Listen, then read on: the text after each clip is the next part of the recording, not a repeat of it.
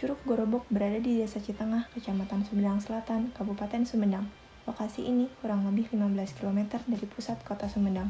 Walaupun jalurnya menanjak dan berliku, namun banyak pengunjung yang tertarik karena udaranya sangat segar. Topografi Desa Citengah adalah lahan pertanian yang berpadu dengan perbukitan, serta dikelilingi hutan yang masih lebat dan bagus, sehingga pemandangan jalan menuju curug sangat memanjakan. Dari tempat parkir, perjalanan dilanjutkan dengan jalan kaki. Biasanya akan disambut oleh beberapa ekor lutung yang bergelantungan di pepohonan. Akan tetapi, saya tidak menjumpainya. Kemudian, bagian kanan dan kiri jalanan setapak ini merupakan hutan pinus dan pemandangan yang sangat cantik dan mempesona. Secara geologis, lokasi wisata Curug atau air terjun Gorobok berada pada endapan hasil gunung api tua Breksi pada lembar peta geologi Bandung.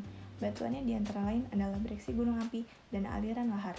Susunan komponennya adalah andesit dan basalt. Kondisi geomorfologi pada daerah ini memiliki kelerengan yang curam.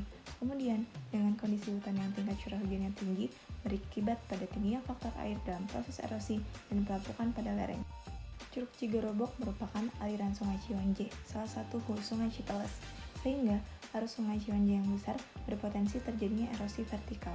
Air di Sungai Ciwanje terkumpul dari presipitasi air hujan dan mata air yang diduga berasal dari Gunung Calancang di bagian selatan Desa Citengah, sehingga Sungai Ciwanje merupakan sungai permanen yang debit airnya relatif tetap sepanjang tahun. Keunikan Curug Gorobok yang memiliki 3 undakan atau tingkatan sangat cocok untuk wisata air. Curug Gorobok setinggi 40 meter dengan 3 undakan ini dapat diklasifikasikan sebagai cascade. Cascade adalah serangkaian air terjun kecil yang jatuh secara bertahap atau menurut tangga batu dan bertemu di suatu kolam terjun. Undakan yang pertama atau tingkat bawah ditemui pada saat setelah pintu masuk. Di undakan ini, pengunjung bisa berenang karena air yang dalam dan sejuk. Undakan kedua dapat dicapai jika naik terlebih dahulu. Treknya cukup susah dengan melalui jalan kecil di sisi kiri curug. Sayangnya, saya datang saat hujan baru saja selesai, sehingga trek tersebut licin dan berbahaya. Pemandangan di tingkat kedua ini sangat indah dengan keterdapatan pohon-pohon kecil yang berada di sepanjang aliran curug. Undakan ketiga lokasinya lebih tinggi dan jalan akses menuju ke sana juga harus waspada, karena jalan yang terjal dan licin serta tanpa pengamanan. Hanya beberapa pengunjung saja yang mampu sampai ke tingkat terakhir. Pembentukan air terjun disebabkan oleh adanya pengaruh tenaga eksogen, yakni erosi. Pada proses erosi, tanah atau batuan diuraikan dan dipindahkan melalui air sungai. Proses terbentuknya air terjun dimulai dari terdapat perbedaan lapisan batuan apabila dilihat dari tingkat ketahanan terhadap pengisahan air atau parameter resistansi. Batuan ada yang bersifat hard rock atau soft rock. Hard rock merupakan batuan yang memiliki resistansi lebih besar dibandingkan dengan soft rock.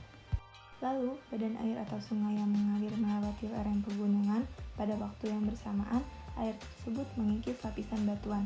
Air akan lebih banyak mengikis jenis batuan soft rock daripada hard rock. Hal ini akan berakibat terbentuknya kolam terjun sebagai daerah yang paling dalam. Kemudian, bagian overhang atau lapisan hard rock yang menonjol akan runtuh karena pelemahan oleh erosi dan pelapukan. Selain itu, adanya proses gravitasi sehingga ditarik ke bawah. Dalam kurun waktu tertentu, air sungai yang turun menuju lembah tersebut kemudian akan menjadi air terjun yang semakin lama akan semakin tinggi. Di samping itu, kolam terjun juga semakin lama akan semakin dalam karena pengisahan batuan secara terus-menerus. Batu yang ambruk digunakan sebagai alat pengikis air untuk terus mengikis kolam air terjun. Itulah alasan mengapa semakin lama air terjun terlihat semakin tinggi. Di balik keindahannya, terdapat mitos yang beredar di masyarakat bahwa zaman dahulu tempat ini dijadikan sebagai tempat pesugihan dan curug ini dikeramatkan oleh sebagian penduduk pada bulan Maulid Nabi.